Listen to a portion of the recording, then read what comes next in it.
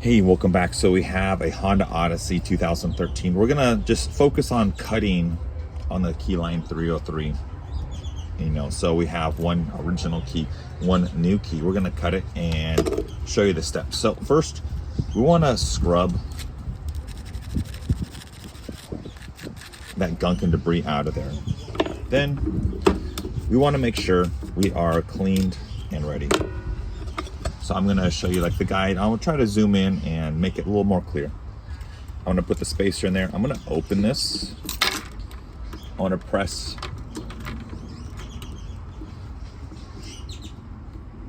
all the way forward and down. Put the new one in, open it up. Press forward and down. Take out that spacer, and you can have it go all the way forward if you like. I just put that spacer in there so I don't damage the tip, as you can see that damage from a previous tech. So let's go ahead and check. Let me do some quick close-up shots of what we're looking at. You'll notice that it's almost flush. It's good. And the wiggle test, secure and secure.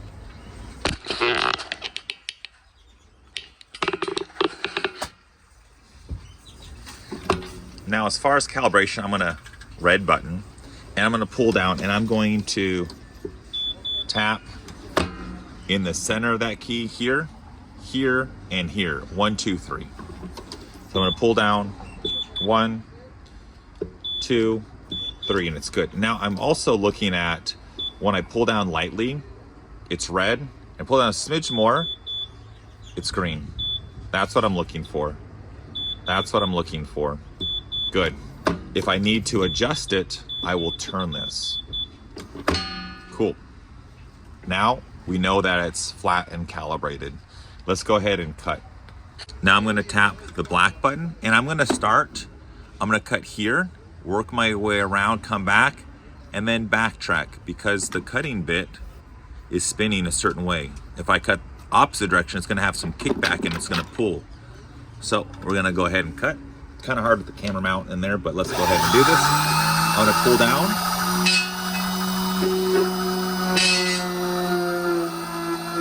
Backtrack.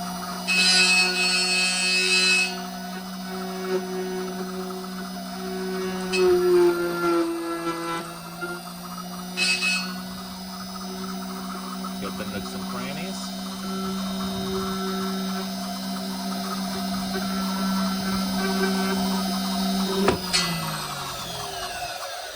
So my attention, my eyes were just on here, and I'm looking at this angle because the camera is right here in the way. So I'm gonna take this key out and I'm gonna look. So I'm looking, that's pretty uniform when it comes to the depth. Good, good. I notice there's a little burr on their key at the beginning from just damage. So let's go ahead and flip this over. I'm gonna feel it's nice and smooth, but I'm still going to prevent any sort of issues, and I'm going to remove any burrs just so there's no burrs, so it sits correctly on there. So now I'm going to take and clean and clean. Clean, clean, clean. I'm going to flip this back over, put the spacer in there, same orientation, slide the key in. Cool. And then I'm going to check calibration, the red button, and I'm going to check.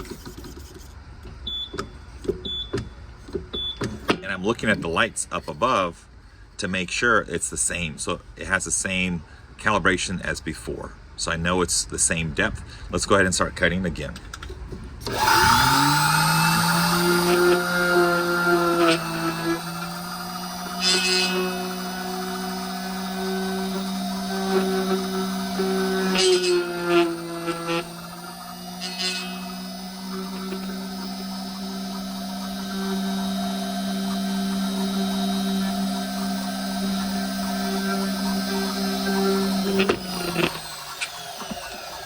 Take this out and let's look.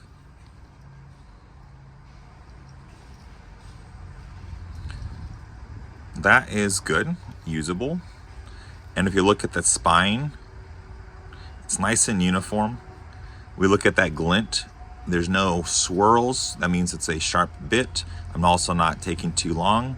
Nice and clean. good, and we're good to go.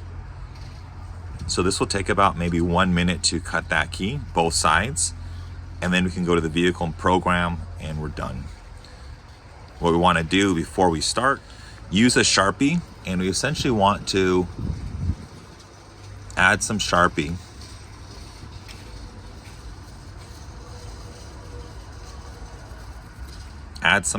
on there.